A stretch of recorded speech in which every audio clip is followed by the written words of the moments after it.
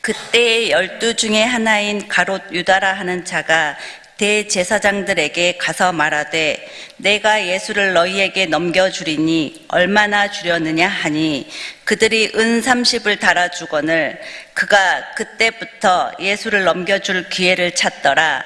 아멘.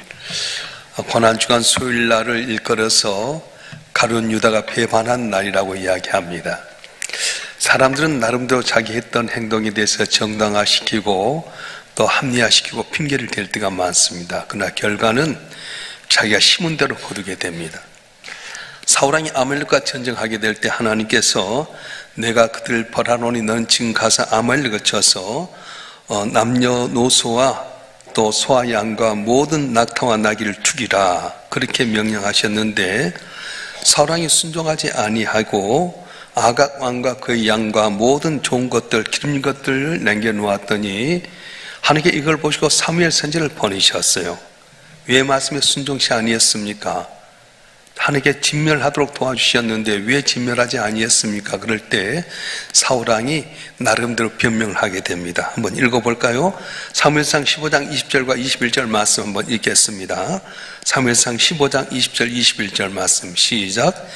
사울이 사무엘에게 이르되 나는 실로 여호와의 목소리를 청종하여 여호와께서 보내신 길로 가서 아말렉 왕 아각을 끌어왔고 아말렉 사람들을 진멸하였으나 다만 백성이 그 마땅히 멸할 것 중에서 가장 좋은 곳으로 길갈에서 당신의 하나님 여호와께 제사하려고 양과 소를 끌어왔나이다 하는지라. 백성 핑계 댔습니다. 또 이 모든 걸 하나님께 제사하려고 가지고 왔습니다. 그런데 하나님께 뭐라고 말씀합니까? 사무엘 통해서 주셨던 말씀은 왕이 여호와의 말씀을 버렸으므로 여호와께서 왕을 버려 이스라엘 왕이 되지 못하게 하셨음입니다. 그렇게 말씀합니다. 내가 하는 일 나는 옳다고 주장하고 핑계하고 정당하지만 하나님 보시기에 아름답지 못하면 거기에 맞는 징벌이 있게 된다는 겁니다. 여러분, 오늘 우리가 신앙생활 때 핑계대지 맙시다. 사람 핑계, 조건 핑계, 이래서 저렇게 해서 신앙생활 게을르고 나태하지 맙시다. 그렇게 뿌려지면 거기서 징계가 오게 되고 그 틈을 타 사탄이 오게 되면 여러분 삶 가운데 생각지 못한 놀라운 고난이 올 수밖에 없습니다. 오직 주님 십자가 바라보면서 어떤 경우 말씀 따라 순종함으로 말미암아 승리하는 여러분이 되셨으면 좋겠습니다. 자, 가룟 유다가 3년 동안 예수님과 동고동락하고 말씀을 배우고 기적도 체험했던 사람인데 어떻게 해서 은 30에 하나님의 아들 예수님을 대제사장들에 팔아버렸을까? 나름대로 이유와 핑계거리가 있을 것입니다. 그런데 나중에 보면 자기가 행한 대로 처참한 정말 비참한 인생으로 전락하고 맙니다. 자, 그러면 왜 가룟 유다가 예수를 팔게 됐을까? 몇 가지 추측하는 해석들이 있습니다. 가룟 유다가 이렇게 볼 때 예수님 기적이 언제 일어났는가? 위기 상황 가운데 일어났어요. 베세다 들녘에서 사람들에게 말씀을 전할 때 장정만 5,000명 많은 사람들이 모아들었습니다. 해가 뉘엿뉘엿 넘어갑니다. 날씨가 추워지고 있습니다. 선생님, 여기서 더 있지 못하면 돌려보내십시다. 먹을 것도 없습니다. 너희가 먹을 걸 주어라. 선생님, 200데나리온 갖고는 안 되겠는데요? 위기 상황 가운데 예수님께서는 기적을 베풀어서 그들로 배부르게 먹고 마셨다는 거예요. 그래서 가룟 유다가 볼 때 예수님은 위기 상황 가운데 기적을 나타내는구나. 그 다음에 더 심각한 사건이 일어납니다. 예수님께서 이제 제자들과 배를 타고 갈릴리 호수를 건너가는데 갑자기 풍랑이 일기 시작합니다. 제자들이 막 괴롭게 노를 젓다가 주님을 흔들어 깨웁니다. 주님, 우리가 죽게 되었나이다. 위기 상황 가운데 주님께서 일어나셔서 바람아 잠잠하라 했더니 풍랑이 잠잠해졌어요. 가룟 유다의 마음속에는 예수님은 위기 상황 가운데 한계 상황 가운데 기적을 나타내는구나 그렇게 생각하는 겁니다. 그래서 그렇다면 예수님께서 위기 상황 가운데 이렇게 기적을 나타내게 된다면 지금 이렇게 로마를 물리쳐야 될 텐데 주님께서는 항상 아직 내 때가 안 됐다고 말씀하는 겁니다. 가룟 유다는 그렇게 생각한 것이 아니라 다른 제자들도 로마가 무너지길 원했고 유대인도 그런 마음을 가졌습니다. 넉넉히 그만한 능력인데도 안 하는 겁니다. 제자는 물어봅니다. 주님, 언제 이걸 무너뜨릴 수 있습니까? 그러면 주님은 아직 내 때가 안 되었다. 언제 그런 일 하시겠습니까? 그래서 유다는 예수님은 위급한 상황이 오면 기적을 베푸시는데 그럼 로마의 병정들이 예수를 죽이려고 한다면 주님께서는 위기의 상황 가운데 그 로마 병정을 무너뜨리지 않겠나. 그래서 나름대로 예수님이 위기 상황에 접했을 때 위기 상황 가운데 기적을 나타냈던 그 주님이 로마의 병정을 무너뜨리고 이스라엘을 다시 세우지 않을까 해서 예수님은 30년 팔았다는 그런 말도 안 되는 추측도 있을 수 있습니다. 그런데요, 더 신빙성 있는 해석이 있습니다. 가룟 유다를 성경의 내용에 보게 되면 다른 제자들보다 이 가룟 유다가 아주 머리가 명성했던 것 같습니다. 특별히 수학적 계산이 아주 빨랐던 사람입니다. 오늘 본 바로 앞에도 보게 되면 배당이 있을 때 이 마리아가 옥합을 향유를 깨뜨려서 예수 발에 붓습니다. 그때 다른 제자는 아무 말도 못하는데 가룟 유다만 그 300데나리온 가치가 있는데 왜 그걸 허비하느냐. 그걸 팔아서 가는 사람이 주었으면 좋았을 텐데 향유 하나에 300데나리온 걸 금방 통팍을 지어버렸어요. 그처럼 머리가 빨리 돌아간 가룟 유다인데 그 당시 돌아간 상황을 바라보니까 심상치 않은 분위기가 조성되고 있었던 것입니다. 기대했던 예수님은 자기 생각과 전혀 다른 말씀하십니다. 나를 따르고 누군지 자기 십자가를 지고 나를 따를 것이니라. 아니, 십자가는 사형수만 지는 것인데 왜 우리보다 십자가 지라고 하는 것이지? 우리가 죽어야 된단 말인가? 또 예수님께서는 이렇게 말씀합니다. 내가 이제 예루살렘에 올라가는데 많은 고난을 받고 죽을 것이라. 아니, 예루살렘은 왕처럼 올라가셔야지 고난 받고 죽는 게 무슨 소리입니까? 가룟 유다의 마음에 이런 계산이 왔습니다. 그리고 예수님을 죽이려고 하는 그 반대의 무리들이 움직임이 심상치 않습니다. 계산이 빠른 가룟 유다의 생각으로는 예수를 반대하는 세력은 절대로 당연히 수 없는 차무적의 세력이었습니다. 첫 번째 세력이 뭐냐? 로마의 세력이었습니다. 온 세상을 점령하고 지금 유다 땅도 총독 빌라도가 와서 군대를 이끌고 아주 멋있는 옷을 입고 칼을 들고 나서 이렇게 백성들을 다스린 거 보면은 그 세력이 예수를 잡아 죽이려 하는데 그들을 물리칠 수 있는 방법이 전혀 없습니다. 더군다나 유다 나라의 왕은 누굽니까? 헤롯 왕이었는데 로마의 절대적으로 아부에서 왕이 된 왕인데 로마가 덧붙인 이 헤롯 왕을 이길 수가 있는 힘이 없습니다. 그 다음에 종교적인 세력이 있었습니다. 대제사장, 서기관, 바리새인, 사두개인, 그 나라의 중심을 이루고 있는 하나님을 배경으로 한 막강한 종교적 세력, 모두 다 예수의 반대편에 서 있었습니다. 자, 그러면 로마의 세력과 헤롯 왕과 그리고 가야바 종교 집단 등 모두 다 손을 잡아서 예수를 잡아 죽이려고 하는데 어떻게 될 것인가? 이럴 때 예수님 초능력 발휘해서 다 때려 부셔야 될 것인데 예수님 정반대의 말씀을 하니까 이거 어떻게 할 것이지? 이걸 어떻게 해결할 것인가? 계산을 하게 된 겁니다. 이러다가 나도 죽음에 직면할지 모르겠다. 예수가 잡혀 죽는다면 측근에 있던 나도 분명히 죽을 거야. 그러면 어떻게 해야 돼? 내가 살 수 있는 길이 무엇일까? 그래, 반대편에 있는 사람들에게 공로를 세우면 될 거야. 골칫덩어리 예수를 내가 내주게 되면은 내게는 아무래도 해가 없을 거야. 그래서 그가 대제사장들을 가서 더군다나 예수를 넘겨줄 뿐만 아니라 얘를 넘겨주면서 은 30냥이라고 하는 돈을 받은 능력을 발휘했다고 하는 겁니다. 이 가룟 유다는 돈 문제에 있어서 이미 성경의 판결이 있었어요. 저는 도적이라 돈기를 맞고 거기 넣는 것을 훔쳐가면이라 성경 그렇게 이야기하고 있습니다. 마리아가 예수의 발에 향유를 부을 때도 지나친 말참견을 해서 예수가 불편한 관계를 이루었습니다. 어찌하여 이 향유를 허비하느냐? 셈박대로에 팔아 가난한 자에 줄 수 있었겠도다. 그런데 가룟 유다에 대해서 해석을 성경은 달고 있는데 뭐라고 달았느냐? 저는 가난한 사람 생각함이 아니요 돈을 훔쳐감이니라. 성경 이렇게 해석을 달았습니다. 그 돈을 팔아서 금고 이으면 거기 다 그 돈 갖고 하나님의 영광을 쓴 것이 아니라 머리가 빠르기 때문에 머리를 돌려서 그 가운데 일부를 자기 돈으로 하려고 했던 그런 모습이 있어 한 겁니다. 그래서 예수님은 이 가룟 유다의 극단적인 결론을 내리게 되는데 요한복음 6장 70절 71절 말씀 한번 읽어보겠습니다. 요한복음 6장 70절과 71절 말씀 시작.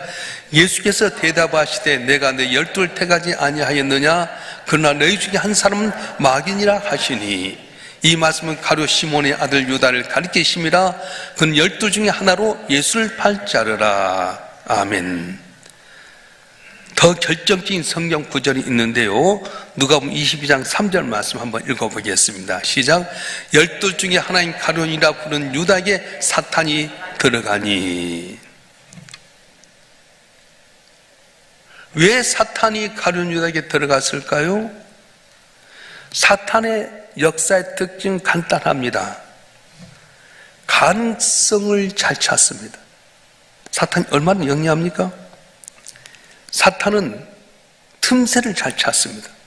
마태복음 4장에 보면 예수님께서 광야에서 시험 받을 때도 40동 금식했고 가장 배가 고플 때에 그때 시험하는 거예요. 배가 너무 고프니까 모든 게 떡덩이로 볼 수밖에 없을 때 이 돌로 하면 떡덩이가 되게 해라. 그렇게 시험하는 겁니다.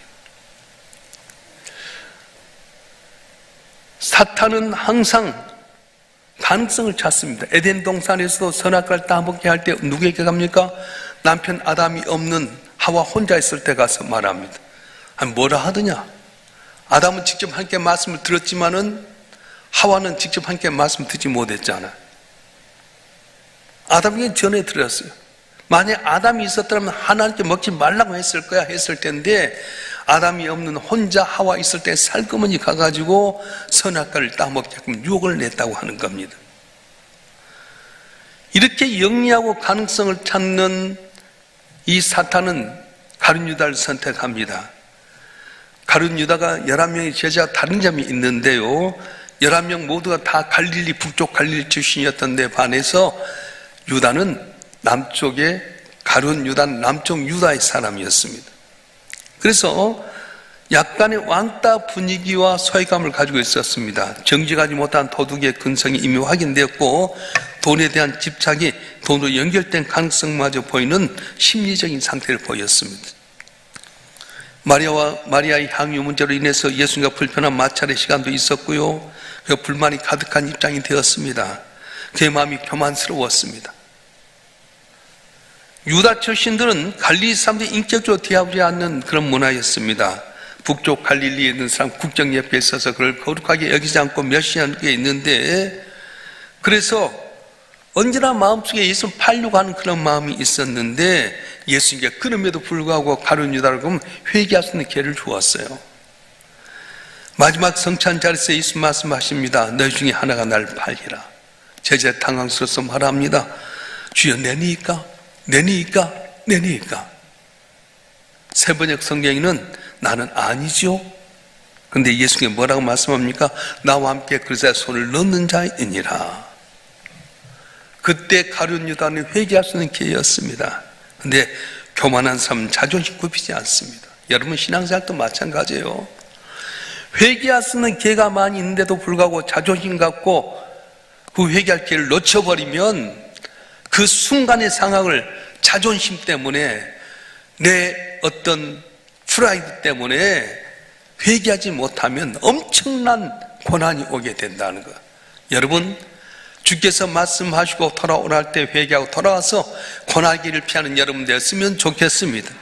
할렐루야.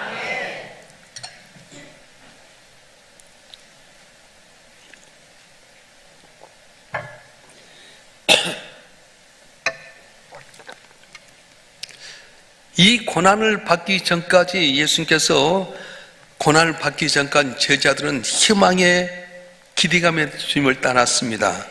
로마로부터 국권을 회복신다고 믿어왔고 자신은 그런 민족의 혁명의 주체세로 굳게 잡으해 왔습니다. 최고의 절정이 다른 순간이 다가왔는데, 자, 중요한 문제가 있습니다. 예수님 어디 출신이죠? 나사렛 출신입니다.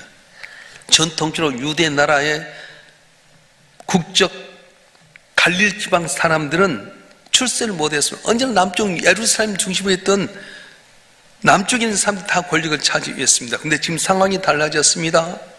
예수님과 그 제자들 다 갈릴리 출신들인데요, 갈릴리 출신들이 예수님 왕이 되면 국무위원이 될 수 있는 유일한 기회가 왔다고 제자들이 생각하게 됩니다. 무엇으로 알 수 있습니까? 성경에 보면 나오게 되는데, 예수님께서 갈릴리에서 예루살렘 올라가게 될 때에 무슨 사건이 벌어집니까? 국민들이 전체 호응하게 됩니다. 나귀 타고 예루살렘에 올라가니까 모든 백성들이 종려나무를 흔들면서 외칩니다. 호산나 다윗의 자손이여, 찬송하리다 가장 높은 곳에서 호산나 하면서 백성들이 환호하게 됩니다. 성경에 온 예루살렘이 소동했다고 말합니다.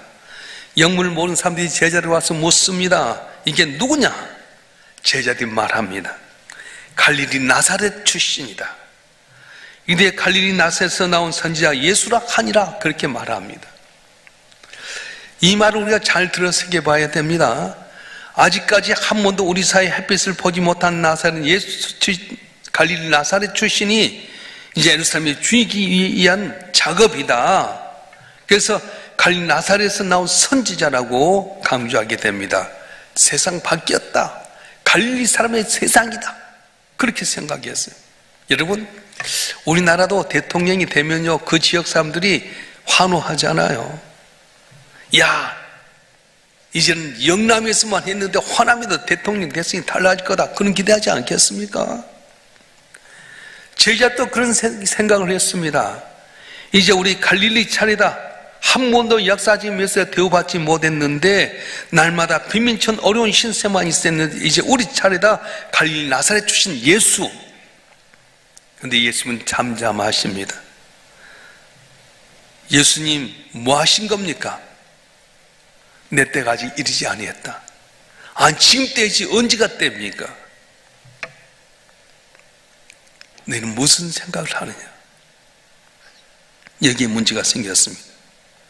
결국 엉뚱한 목적을 가지고 있던 가룟 유다는 최악의 슬픈 사건을 예수께 제공하고 자신도 그렇게 되고 말았습니다. 예수님을 향한 내 인생의 목표가 무엇입니까? 예수님은 가룟 유다 같은 생각을 제자같이 똑같이 하고 있었어. 내 인생의 목표가 과연 무엇인가? 예수님이 영광 얻으면 나도 한 자리 얻으려고 했는데 예수님이 전혀 엉뚱한 대답하신 겁니다. 읽어볼까요? 마가복음 10장 45절. 우리가 신학대학원에 가면은, 신학교에 가면 제일 먼저 외우는 것이 마가복음 10장 45절 말씀인데 한번 읽어보겠습니다. 시작. 인자가 온 것은 섬김을 받으려 함이 아니라 도리어 섬기려 하고 자기 목숨을 많은 사람 대속물로 주려 함이니라. 아멘. 우리도 이렇게 해야 됩니다. 인자가 온 것은 섬김을 받으려 함이라 도리어 섬기려 하고 자기 목숨을 많은 사람 대속물로 주려 함이니라. 오히려 섬기고 내가 오히려 희생하려고 왔다, 이 마음을 가져야 될 텐데 여기까지 깨닫기가 참으로 어렵습니다. 내가 예수 믿고 살려고 하는 것이 무엇입니까? 영광 얻고요, 다 잘되고 부귀영화 누리려고 하는 건데 주님은 원하신 것이 섬기려 하고 오히려 자기 십자가를 지고 다른 사람 대속물이 되려고 한다는 겁니다. 그래서 사도 바울이 그걸 깨닫고 고백합니다. 살든지 죽든지 내 몸에서 그다 종기 되게 하리 하나니 이는 내게 사는 것이 그도 죽는 것도 유익함이니라. 살든지 죽든지 내 몸에서 그다 종기 되게 하리 하나니 내게 사는 것이 그도 죽는 것도 유익함이니라. 여러분, 교회는 십자가 지기 위해 다닌 공동체입니다. 무슨 역할로 주님의 고난스러운 십자가를 내가 질 것입니까? 주님이 현장에서 외롭게 외치셨습니다. 내 뜻을 너희들이 모르느냐? 누구니 나를 따르려고 하거든 자기 십자가 지고 나를 쫓을 것이니라. 숱하게 따른 제자들과 사람들이 하는 말이 내 뜻을 모르느냐? 날 따라오려면 자기 십자가 지고 나를 따를 것이나 말씀하는 겁니다. 어쨌든 우리 십자가 지고 있는 십자가 너무 무거울 때가 있습니다. 피를 흘릴 때도 있고 눈물 흘릴 때도 있지만 그러나 그대로 십자가 지라는 것입니다. 가룟 유다는 십자가의 고난과 정반대의 생각을 가지고 예수를 바라보다가 자기의 객이 물것같이 사는 걸 바라보면서 예수를 버리고 자기 실컷을 찾아버렸습니다. 그런데 결과 어떻게 되었습니까? 유다 자기 인격의 파멸의 고통에 빠지고 말았습니다. 예수님을 넘겨놓고 나서 십자가에 못 박히실 때 은 30냥을 바라보면서 내가 선생님 팔아 죽게 만들고 주어진 은 30을 어디다 쓰려고 내가 이렇게 했는가? 그래서 대제사장에 가서 말합니다. 내가 잘못했다. 돌려달라. 일 끝났다. 그건 네 목이다. 우리가 알 바 아니다. 네가 책임져라. 그래서 결국은 돈을 집어들고 견딜 수 없어 스스로 목숨을 끊었는데 이 죽음에 대해서 성경 말씀은 민망스러운 표현을 그대로 표현하고 있습니다. 사도행전 1장 18절 말씀 한번 읽어볼까요? 사도행전 1장 18절 시작. 이 사람이 불의의 싹스로 밭을 사고 후에 몸이 곤두박질하여 배가 터져 창자가 다 흘러 나온지라. 다시 한번 심각하게 읽어보세요. 시작. 이 사람이 불의의 싹스로 밭을 사고 후에 몸이 곤두박질하여 배가 터져 창자가 다 흘러 나온지라. 그래서 예수님은 차라리 태어나지 아니었더라면 제게 좋을 뻔하였니라 이렇게 말씀하셨습니다. 만약 이때 가룟 유다가 잔머리 굴리지 아니하고 명성한 두뇌로 의로운 판단을 위해서 예수님 십자가 지는 사건에 장렬하게 동참했다고 한다면 기독교 2000년 역사는 가룟 유다에게 집중해서 그를 부각시켰을 겁니다. 그런데 자기 합리화의 정당화로 말미암아서 영원한 죄인의 대명사로 가룟 유다가 남게 되고 말았습니다. 우리 고난 주간을 통해서 한번 생각해 보십시다. 과연 여러분 교회에 왜 나오십니까? 예수님 때문에 제자들처럼 영광 없고 부귀 없고 내가 뭔가 내 욕심 채우기 위해 나오는 겁니까? 왜 여러분 교회 나오면서 갈등이 있고 상처가 있습니까? 왜 교회 나왔다가 왜 다른 데로 옮겨가는 겁니까? 나를 정당하고 합리하면서 하지만은 심은 대로 거두게 됩니다. 나를 따르건 자기 십자가를 지고 나를 따를 것이라고 말씀하셨습니다. 인자가 온 것은 영광을 얻으려고 한 것이 아니라 도리어 낮아지고 모든 사람 대속물로 주려 오셨다고 말씀하셨습니다. 이 고난주간에 가룟 유다의 모습을 다시 한번 조명하면서 가장 거룩하신 우리 주님과 영적인 교제를 통해서 주의 말씀의 뜻이 무엇인지를 분별하여 주의 십자가 지는 곳에 나도 지고 주의 가는 길 나로 따라가서 주와 함께 죽었다가 주와 함께 부활하는 복된 삶이 되길 주로 축원합니다. 축원합니다. 이 시간 우리가 신앙생활하면서 아직도 내 정당과 합리화 속에 살았던 것이 있다면 이 시간 회개하고 주여 주의 말씀 따라 나도 내 십자가 지고 좀 따르겠습니다. 주여 나라면 이 길을 잘 수 있게끔 은혜를 주시옵소서. 구체적으로 여러분 삶을 위해서 우리 주의 삼창하고 통성으로 기도하겠습니다.